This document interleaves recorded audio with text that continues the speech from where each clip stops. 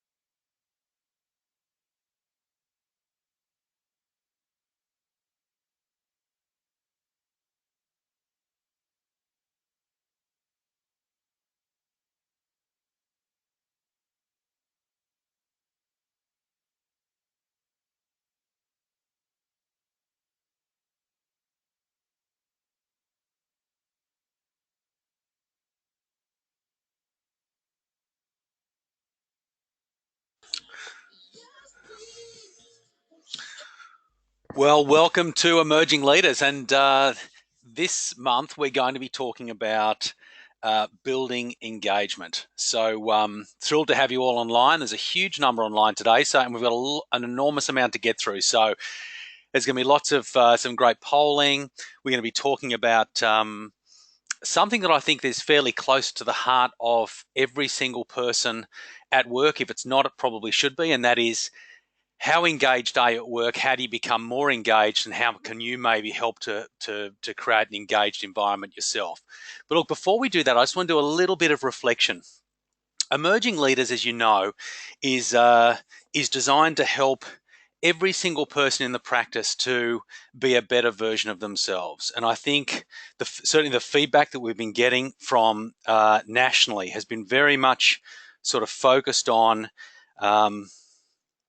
Hang on, I'm just going to pause there for 1 second. Just got some questions coming through. No, that's okay. That's good. Great. Thanks, guys, for sending through your numbers. It's good.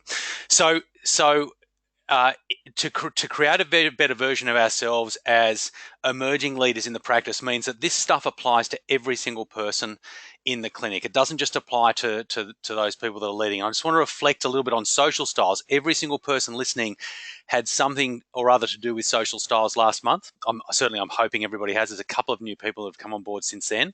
You'll see that this time around some posters came around.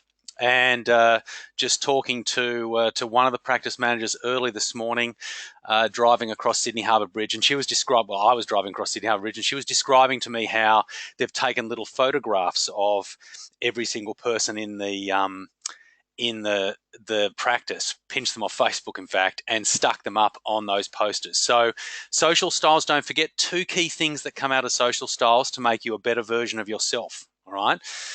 Think of yourself as an onion. We can't change the core of who you are, but we can add layers of skill to the outside of that make you a far better team member, a far better person to work with, and far happier within yourself. So this Emerging Lead is all about adding those layers on the onion. But if we go to social styles, 2 key things that came out of that, maybe you can call it out now if you can think of it. First one, is how you come across to other people. So the way in which you project yourself to other people. And we know that there's certain social styles will rub against each other a little bit differently than other ones. So for example, drivers and amiables, they can sort of clash a little bit in terms of how they are perceived by the other person. In other words, how you project yourself. The second one, the other aspect to social styles is how well you interpret information. So sometimes expressives, they can interpret feedback or criticism of their ideas and take it quite personally and quite deeply. So they can sort of take a little bit of a hit. You tend to find that the task-orientated people like drivers and analytics, they tend to not take things too personally. Can a little bit, and if they take it a little bit personally, then maybe there's a little bit of something else in there, because we're not 100% of any one of these particular social styles. So don't forget, let's keep this stuff alive, keep talking about it. The feedback I'm getting is that the language is being used in the practices, which is really good, but it's really important to keep it alive. Okay, so let's, there we go. You can see on the screen there the polling. We've got a little bit of polling to get through today, so let's make sure we sort of stay on our game. Okay, I'm going to jump forward to the next slide. And, oops, no, I'm not. Let me just 1 second. Let's bring that back up. Let's have a look at the training objectives for today. Building engagement is all around understanding the power of the simple moments in life and how they impact ours and others' engagement levels. All right, so it's the simple moments in life. We're going to talk a lot about moments that matter. I'm going to bring this to life in a second. The second one is to understand the 7 drivers that will give you the strength to create the moments that matter. And lastly, but not least, and we always try and include this one there as a training objective, is to uncover our differences. Because if we don't recognize our differences, then it makes it much harder to develop deeper connections. It's okay for everybody to be different. And I can tell you, I'm doing a little bit of work now on innovation for the Australian Veterinary Business Association. I can tell you right now that the core of innovation is the capacity for teams to think differently, because we don't want to surround ourselves necessarily with people who just think exactly the same way we do. So we've got to embrace those differences. Okay, so before we do this though, I'm just going to do a little quick poll.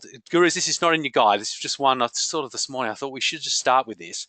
What does an engaged person look like? Or better yet, what do they feel like?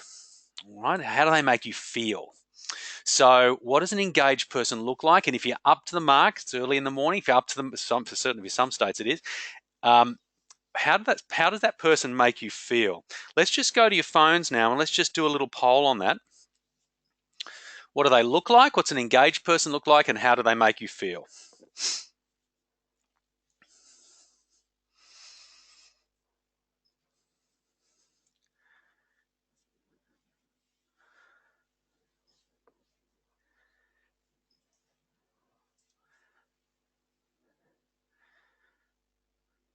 Great. It's a good eye contact. Yeah, we're going to talk a lot about how we can create these moments that matter. And I don't want to spend too long on this, but look at that list there. It's all pretty similar stuff, isn't it? So they are, they're listening to you. They're interested in what you're saying. Their eye contact. We've talked about in the past the fact that up to 70% of our communication is in body contact. Body contact is in body language. 70% of our, I was reading contact. 70% of our communication is in body language. So things like eye contact, they matter, don't they? How do you know if someone's focused? What can you see? Let's see if we can find some ways around. There's sort of some of the things you observe. What about the way they make you feel? Is anyone up to the task? Yeah, they make you feel listened to. That's good.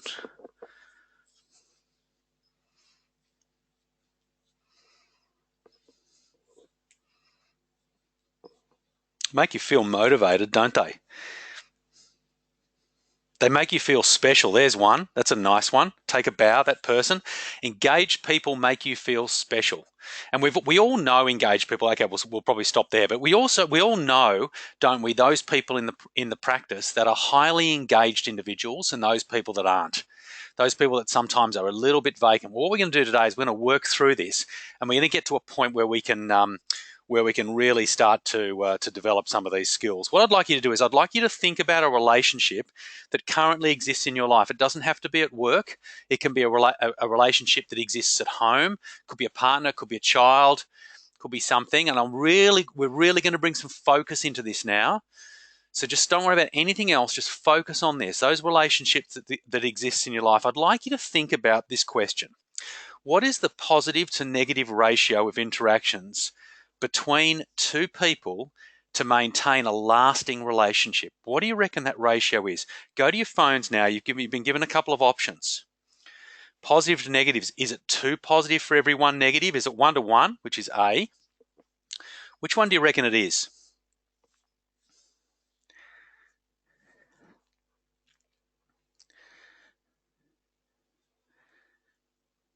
Some of you may have seen this research in the past.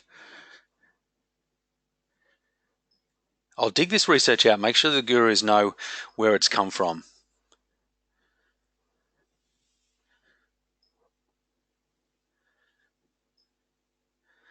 Okay, so the voting's settling down a little bit now. You can see there that it's certainly at the high end, isn't it? But I can tell you that it's 5 positive for every 1 negative. 5 positive for every 1 negative interaction between two people. So you sort of sit there and go, how on earth do you do 5 positive for, like if I think someone needs a bit of a kick in the pants for something, I'm not going to say 5 amazing things about them before I'm going to give myself permission to have that conversation with them. You may be sitting there thinking that. So you're thinking at the wrong level. I want you to stop thinking about that sort of stuff, and we're going to now differentiate between recognition and feedback. So this 5 to 1 ratio is not 5 great things about somebody before you can give them 1 piece of developmental feedback. So don't think about it in those lines, those terms. I want you to think about it in terms of just simple forms of recognition. 5 to 1. So this is getting up in the morning, right? and you've got let's say, for example, you're living with a partner, okay? You get up in the morning, you get out of bed, you go and make your own breakfast, you walk out of the house, and you don't say goodbye, all right? So no form of recognition at all. As far as that other person's concerned, they're completely invisible. Then you come home at the end of the day, you walk in and you don't say anything, and you do whatever your sort of afternoon routine is or your evening routine is. You make some dinner. You don't say anything at all to that person, and you go to bed and go to sleep. Okay, so that's no form of recognition at all throughout the course of a day. How long do you reckon that relationship's going to last? Now let's up the game a little bit. Let's change it slightly. When you come home and you have dinner, and maybe your partner's prepared dinner because you've had a long day, and you say, you know what, dinner, can we just not have pasta 3 nights in a row? I've had pasta 3 nights. It's killing me. Okay, so that's maybe a form of recognition that's not ideal. Maybe it's developmental feedback, but it's probably not a great piece of, it's not a great form of recognition, is it? But you still haven't even said anything to them, and you haven't given them any form of positive recognition. So you can see here now how a 5-to-1 ratio, we're going to talk about 2 things that you can do straight off the bat. These 5, it's really, really easy. Let's talk first, though, about differentiating between feedback and recognition. First, we've got to understand the difference. Okay, feedback is structured, and we're going to talk about how you can give developmental feedback to somebody a bit later on, maybe even as feedback to a friend. I had to give feedback once when I spent a bit of time in the military. I think some of you know that, and I had to give feedback to my sergeant who had terrible halitosis. I think that's one of the hardest things I have ever done in my life. I did it, and it worked, and it was effective, but gee whiz, that was really difficult. But feedback's structured. It's more formal. So you're going to give it on a in a more structured, more formal way. You're going to think about it. Probably if it's developmental feedback and it's a tough one, you might even going to write it down and do a bit of planning behind it. It's designed to leave a lasting impression, and I don't want to go too much into feedback, but the way in which we deliver the content is structured, and in such a way that they walk away from that feedback session knowing how they can improve. And also the impact that their behavior is or what they're doing is having. So we sort of depersonalize it. We're going to talk about a lot about that later. And the last one is it's standalone. All right. So giving a piece of developmental feedback to somebody, whether it could be developmental, could be positive feedback, is more formal, and it's really is standalone. Okay. Now let's just have a look now at recognition. Recognition is not structured. All right, it's simple, it's quick, and it's easy. It's informal, and it's quite relaxed. In of itself, it does not leave a lasting impression on anybody, but it's cumulative. All right, so throughout the course of a day, throughout the course of a week, what it does is it leads to a stronger relationship that exists. And I described a relationship: you get up in the morning, go and come back and have pasta for dinner. That is, from a cumulative point of view, you've accumulated nothing if you behave in that way. So this one is forms of recognition have a sort of a cumulative aspect to them. What I'd like you to do now in your teams is I'd like you, just for the next couple of minutes, I'd like you to discuss 2 simple forms of recognition that we can do every day. Let's see how we go. I'd like you to discuss that now with your gurus. 2 simple forms of recognition that you can do every day. We're going to vote about it in a second when we finish the countdown.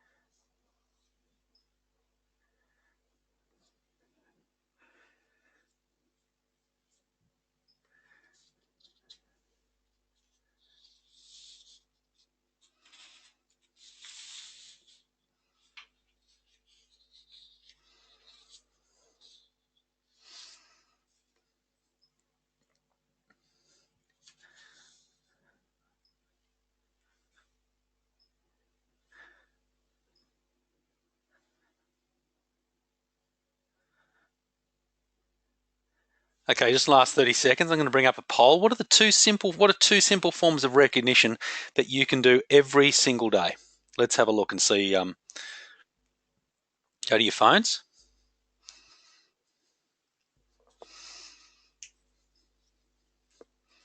These will come up a little bit smaller on your screen, so I'll read them up. Perfect.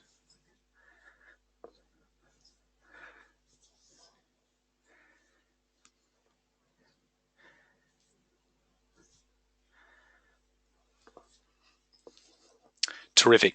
That's what I was looking more for. Say hello and say goodbye. Someone's put it there with a slash in one thing. Say hello, say goodbye. There's a few, say good morning, normal greetings, thanking somebody. Great. Biggest one, say good morning and say goodbye. Now, that may sound bizarre to a lot of you, and if it does, that's great news because you're off to a good start. But there are some people who walk into, and we're going to talk about this in a second, we're going to get you to do a bit of a self-check, self-analysis. But there are some people who will walk into your clinic in the morning and say absolutely nothing. They will walk past the reception and won't lift their head. Now, it won't be because they didn't mean to. It'll just simply be because they're really distracted. Maybe they're stressed. Maybe they're racing in from dropping the kids at daycare. Maybe it's, maybe life is just sort of beating them up or beating them around the ears outside of work, and they arrive, euphemistically, of course, and they arrive at work and they're really stressed and wound up. So they just walk in, they go straight to their locker, they put their bag away, they go straight to the break room, make a cup of tea, they're exhausted already. And this is where sometimes, a bit of empathy comes in on the part of those people on the receiving end of that. But at the same time, you got to realize, well, maybe if I just took 5 deep breaths before I walked into the clinic and raise my level of self-awareness around some of these things, the impact it can have on people. Now, how many, and I'm going to pick on you for a second, vets, senior vets, vet owners and practice managers, so very senior people, don't forget you cast the biggest shadow in the place, right? When you walk into that place, how many of you may have been guilty about not saying hello or not saying goodbye at the end of the day? Now, does this mean you need to hunt everybody down and walk around the clinic and try and find everybody? Well, you know what? I reckon it does. I reckon you deserve that to give that sort of common courtesy to each other. I'll tell you a little Aldi story. I used to work for Aldi, the German supermarket chain. I was one of their directors in their very early days, back in the late 90s, early 2000s. And we had a policy amongst all of the directors that when we walked into the clinic, when we walked into the head office, we would go around and shake the hands of every single person, every single director in the place. It was just a little pact we had. So there were 6 directors handling the key portfolios. I was property, but there were other ones as well, operations, as warehouse, as purchasing. We would go up and down the line of offices and we would walk in and shake hands. And you know how far it went? It went so far that we were not allowed to close our doors in the morning, even if we were having a meeting. The door had to remain open, and you would walk up to a door and you would stand in the doorway. You'd wait for them to finish their sentence, whoever they were meeting with, and then you would step across the threshold of the doorway, reach out, shake hands. Now, that happened every single morning. I sometimes wasn't in the office in the mornings, but every single day that I was in the office, I would go up the line and I would do that. So can you do it? Of course you can. Can you make it a culture? Of course you can make it a culture. You just got to commit to doing it. And the impact or engagement that creates is tremendous. What I'd like to do is let's just have a quick think about 3 more. What are 3 more forms? So we got hello, goodbye. We had a thanks in there as well. Just go to your phones. Let's just whack some other ones up. What are some other forms of of recognition that we can do? Remember, 5 to 1. We've got 2 so far. Good morning. Good afternoon. A hello was in there. A smile, I saw that one in there. We can give a compliment to people. We can just ask them how they are. High five them. Yep, you could do that.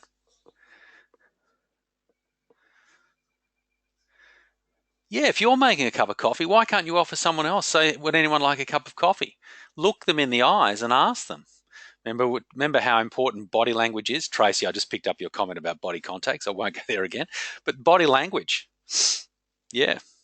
Just look them in the eye. Here's one. How was your weekend? Got to be really careful with that one. Make sure that we are not just asking it like we ask it every Monday morning and we don't actually listen to the answer. We're going to talk about that a bit later on in the year, but listening, develop some really, really great listening skills.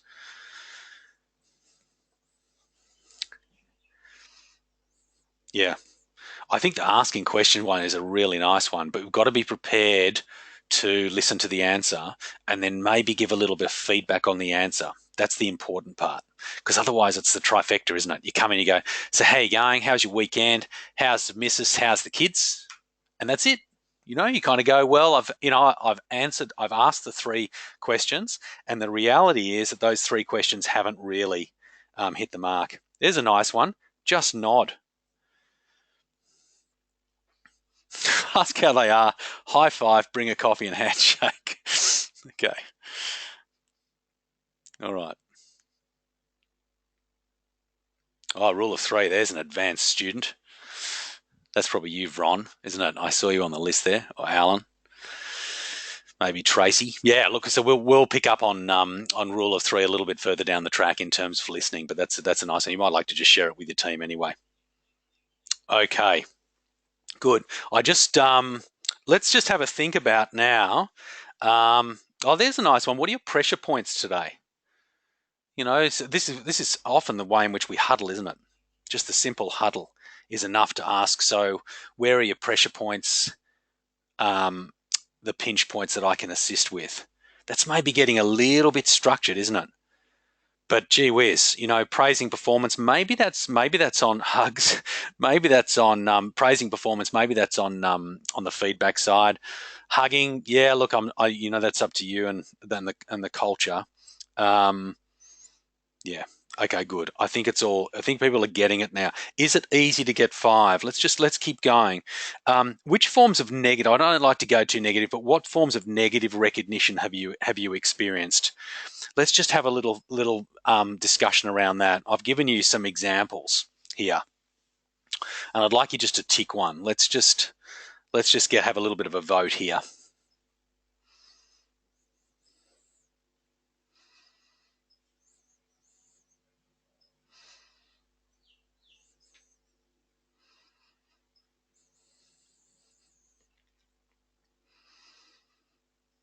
As you're voting, not being listened to, that's just so easy to do, isn't it?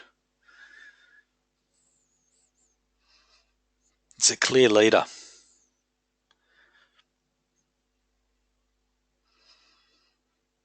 How's this passive aggressive behavior and just looking away? Not getting eye contact. If getting eye contact is a really nice way to recognize someone, maybe with a smile, and we can smile with our eyes, can't we? Really easily. Yeah. What happens though when the opposite happens? How's not being listened to? Some people listen, but it's only with a view to being able to throw their great story in, and they stop listening halfway through, don't they? Sometimes that's okay. Sometimes in conversation, that's actually quite normal. In a pub situation. So 2 clear leaders, they're not being listened to and looking away. So this sort of they're the 2. Well, certainly the looking away. That's the cop out one, isn't it? Okay, let's just do a quick. And there we go. They sort of leveled off first and first. Okay, let's just have a look at quick self-awareness check, though. We're not going to vote on this, but I'd just like you to have a think about this. Which forms of negative recognition have you been guilty of lately? What have you been guilty of? Have you been in a situation where someone's frustrated you and you've actually chosen to look away when you walk into the room, or you get eye contact with 3 people, you don't get eye contact with the 4th because they just annoy you? I want you to think about what the impact that has on their level of engagement. What impact does that have on their capacity to kind of break the ice between the 2 of you, snap out of it and move on? And can you be the leader in that situation? You know, it's what we try and teach our kids, isn't it? You can just hold a grudge as long as you like, and we can keep the war up. But the bottom line is that doesn't improve anything at all. It doesn't improve your level of engagement at work, and it doesn't improve their level of engagement, but maybe you could take the lead.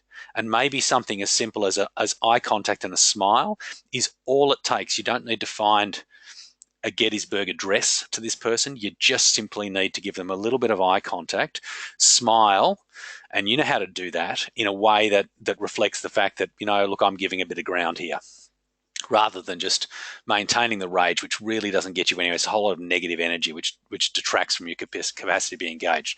One of the biggest challenges I hear from practices coming is, how do I get my team to be accountable, or how can I be accountable myself? Like I feel as I'm letting the team down as well because I feel as I've got too much on, or whatever.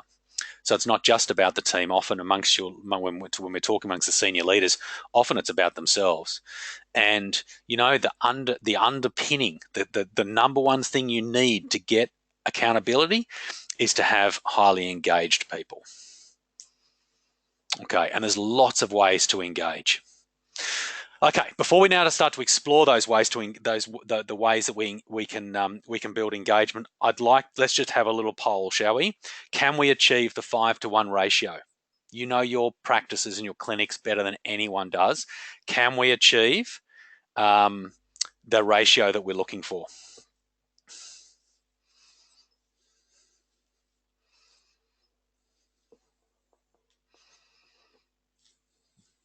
Good.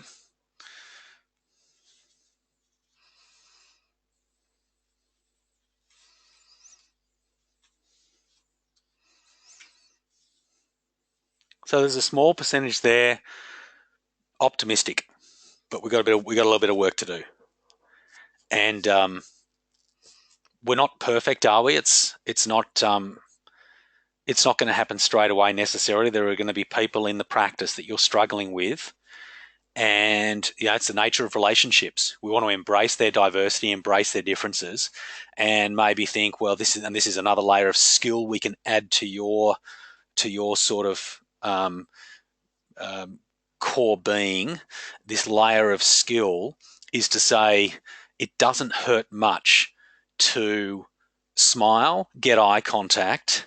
I don't need to engage with this person necessarily at a discussion level. It's too early, but I'm gonna break the ice on this one. I'm gonna take the lead. And so if we can sort of get to that point, then I think the optimism is probably a good thing. Look, there's two things that are going to drive this. The first thing we're going to have a look at is the engine that will drive engagement. Okay, and we call this one moments that matter. Okay, now you'll see two posters up on the walls there. Hopefully, gurus. What we're going to do is we're going to do an exercise now. And just if the gurus could just make sure everyone's got a post-it note or got access to a post-it note, I'd like you to, I'm just going to set this up before it gets all noisy, and you race off to do it. I'd like you to write down 3 moments that matter for you. So 3 moments that matter for you. So we're sort of moving on a little bit now from recognition, but maybe it is a piece of recognition. Maybe it's the fact that the boss smiles at you. Maybe it's the fact that the head nurse gives you an opportunity to extend yourself in maybe some of the consulting or some of the surgery work. But what are the moments that matter for you? Now I want you to write down 3. Maybe they're not positive. Maybe there's a couple of negatives. Well, one of the 3 is negative. Whatever you want to do, but the 3 things that matter to you the most. Those moments in time during the course of a day that matter to you personally. And what I'd like you to do is I'd like you to then go and stick them on the poster.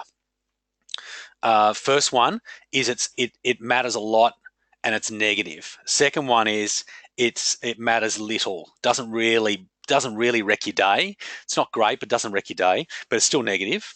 And then on the positive side, it's positive and you really like it, like you wish you could get more of it. And on the positive, it's good, but it's not a big deal. Doesn't set your world on fire. Okay, so let's just spend a little bit of time pulling those together. Just going to give you 5 minutes on separate post-it notes. And what I want to do is get them stuck on the wall, have a look at each other's, and then as a team, I'd like you to make some observations around what you've seen.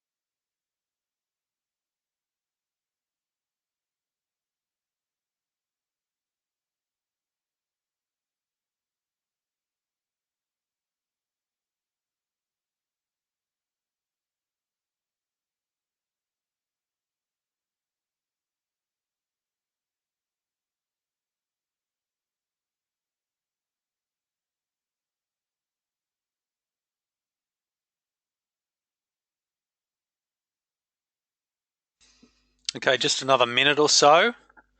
Let's just have a look at everybody else's. What's really interesting about this exercise is if you have a look at where other people have placed theirs, what matters little to them, but actually matters a lot to you, or vice versa. Let's just have a think about the differences that exist across the team.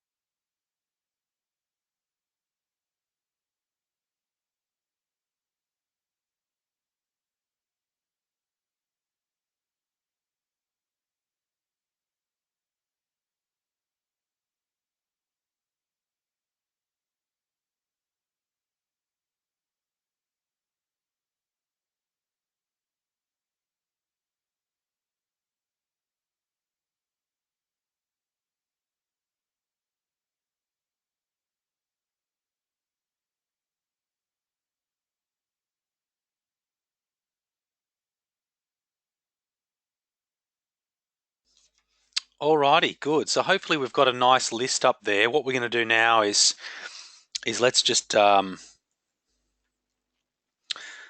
the gurus, or someone can vote here. Which area had the most posted notes stuck up? Let's just do a little bit of a poll and see where did most of the emphasis end up.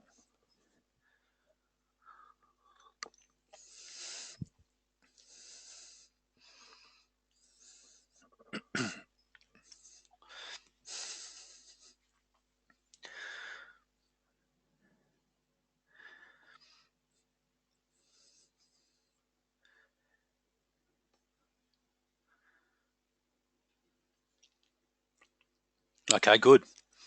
So on the high positive side, look, typically what happens in this exercise when you take a broad cross section of society is that it's always the vast majority end up being high. You'll have some low negative and low positive, but the vast majority are high. What this means, or what this says to us, is that the impact of these moments that matter is a lot. And I think it's really incumbent on all of us to maybe reflect a little bit, have a look at some of those posted notes. Maybe there's some negative ones in there, and go, am I guilty of doing any of those things? So, for example, if you're the owner of the practice, for example, and sometimes you come in and you don't get eye contact with reception as you're walking through because you're busy and you're distracted, is that good enough? And this is where we need to think on this and reflect on this as a team and as a culture, and say, is that acceptable? Would I do that at home to my partner? Would I just walk straight past them and sit down to have dinner? And probably the likelihood of that is no. And yet we spend a vast majority of our time at work, and it's probably not even the people we chose to work with. So we have to probably do a little bit more than we might have to do in order to get that 5-to-1 ratio working. And so maybe if we reflect on that 5-to-1, we've got to sort of build a little bit more, probably just a little bit more effort into what we're doing. Okay, good. So let's we can leave those up there. I think it's really nice. Gurus, maybe get a bit of sticky tape so the post-it note doesn't wear out, and just leave those up there, because it's really important that we reflect on these things over time to get this stuff to stick so that people get it. Okay, let's now have a look at drivers. Okay, so we've created the moments that matter. If that red box in the middle of the screen there, this is the engine. This will create a happy or engaged team, a happy or engaged pet, and a happy or engaged client. We haven't talked much about the client, have we? But are there moments that matter for the client? I know when I take our little pet poodle to the vet, I can tell you right now the number one thing that impacts on me and the moment that matters with me is the level of eye contact that I get with the receptionist. Start and stop. I expect the vet to know what they're doing. I expect the nurse to know what they're doing. If they come out and they handle Mitch, our little poodle, they handle him in a way that, is we would all expect to be handled. I'm not wowed by that at all, because that's my expectation when I walk in. But the big one is that level of eye contact and level of engagement that takes place with the receptionist. It's my first impression and it's my last impression as I leave your practice. And it's harder for the vet and the nurse to wow me because I kind of expect them to have a certain level of skill. Look, I'm a pretty small cross section of society, so maybe that's a very small sample size, but these are tiny little moments that matter for me when I walk into your clinic, and where's the emphasis, and I'm going to pick on you a little bit, practice owners and practice managers here. How well are we setting the example for what we expect these people to do for our clients? And so this now brings us to probably the fuel. So if moments that matter are the engine, we need some fuel for this, and this is the drivers. And if you have a look on the wall of your clinic, of the rooms you're in now, you'll see a whole bunch of I've just put up a Guru Guide slide here. You'll see a whole bunch of drivers. Now these are quite nice just to sort of have hanging around on the wall, because in many respects I think they can reflect both. They're a little bit like values, aren't they? You could use them for that, or they can be reflective. In your pre-work for this session, one of the things that you had to do was go and have a look at these, and they were all set up there on the pre-work on the website, and have a think about which one is which one can you get more enthusiastic about than others. All right. So some that you're going to be really comfortable with, and some you're going to be less comfortable with. Probably the one that polarizes people is the courage one. And in a moment, I'm going to get you to go and stand next to it, the one that is most like you. And you'll see down the bottom there's some little sentences and some little descriptors. What I'd like you to do in a moment is I'd like you to get up and go and stand next to the poster that best reflects you, and the one you can kind of relate to the most. When you get there, what I'd like you to do is I'd like to have a conversation. So if there's one person on courage and one person on accountability, maybe you can share ideas, or just sort of form a little two-person huddle or whatever.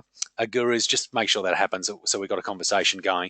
Let's find some moments that matter for the one that you find the most you're the most comfortable with. So let's convert this fuel now into your engine, and let's create some moments that matter. Maybe if you want to, you can take some post-it notes and you could stick them on the poster.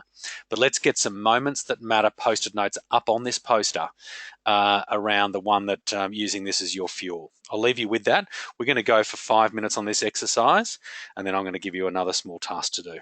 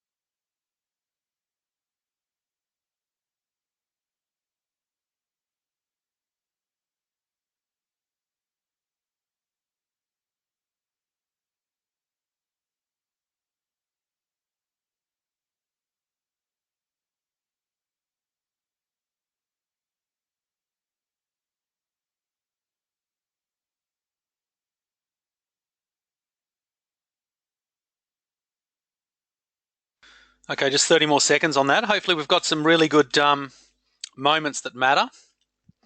Maybe it's stuff that we've got to avoid doing. As soon as we finish that, we're just going to, what I want you to start thinking about now is I'd like you to start thinking about the ones that you are least comfortable with. Which of those drivers or those posters are you the least comfortable with? What we're going to do there now is I'd like you to go and stand next to that one. And I'd like you to think about some moments that matter that you can do that relate to that particular driver. What are some moments that you can create? Maybe it's client-centric, maybe it's your teammate, maybe it's your family and friends outside of work, which will give you greater peace of mind when you come to work. Just think openly and think really broadly around how we can build engagement in this space.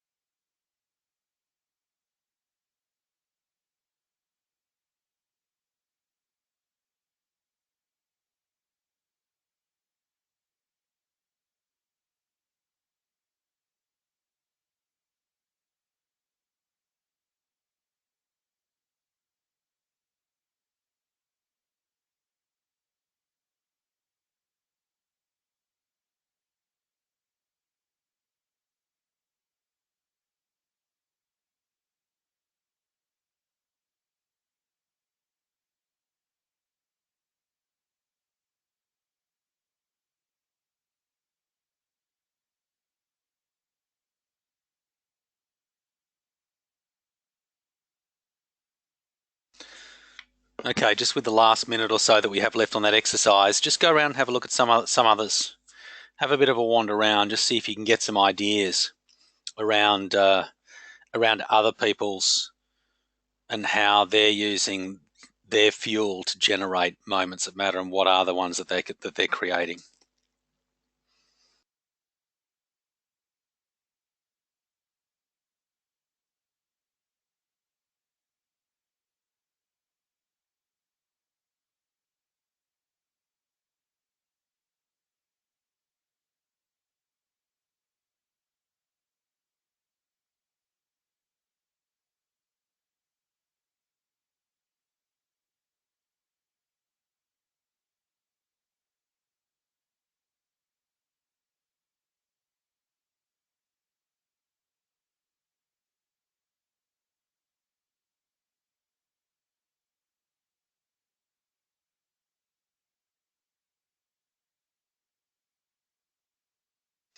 Alrighty, so let's just go back to what we said were the training objectives just in the last few minutes here.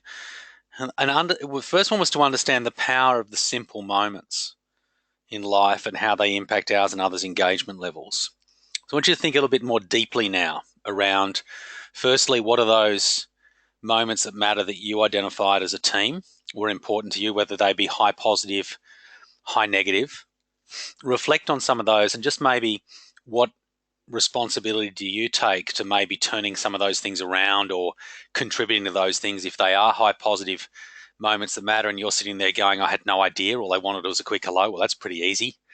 I'd like you to think as well about how you can take some of this stuff home with you. It's not just about the workplace, is it? A good part of our life is spent with our family and our friends, and it's very important that we take this information and apply it throughout our lives so that our lives become more whole and more complete, as opposed to trying to be somebody that we're not when we come to work. Everyone can spot a fake, and so we don't want to be doing that. We want to be authentic with this stuff, and so don't forget to keep it authentic.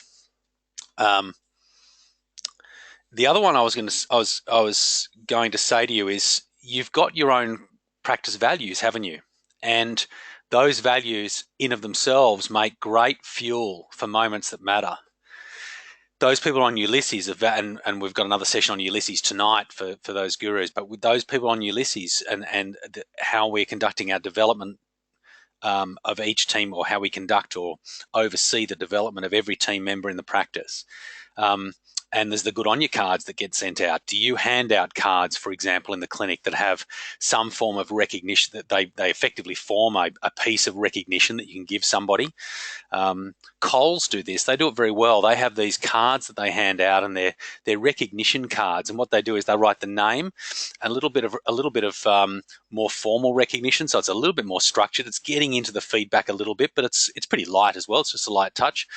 And then they just hand it to them when they see they've done something that's great, or we can go from the very simple forms of recognition to slightly more complex forms of recognition. But as human beings, we crave it, and it assists us greatly to be able to build a more highly engaged team.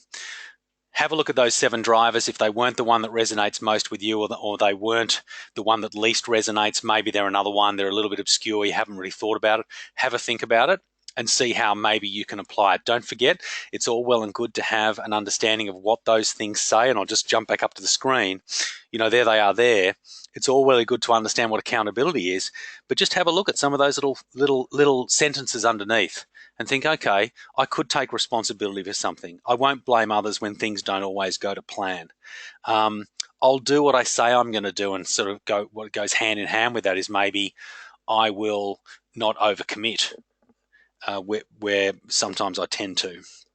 I won't shy away from opportunities to step up and own it. I'll accept the reality of the situation I'm in rather than whinging or complaining about it. I'll just accept for what it is and say, okay, so how do I move forward from here rather than getting bogged down? And lastly, it's a link between commitment and results. So you can find some moments that matter in there, can't you? Alrighty, good. So we're finishing a couple of minutes early, which is fine. I just want to go back to the last two training objectives just to make sure we're completely clear on these. The seven drivers, and the last one is to uncover our differences and develop deeper connections. That's why it's really important that we leave the post-it notes up and everyone has a bit of a look at those. And Gurus, I would just encourage that to stay up as long as you can. All right, well done. Building engagement. Terrific session. Hope you got a bit out of it, and I look forward to catching up with you next time.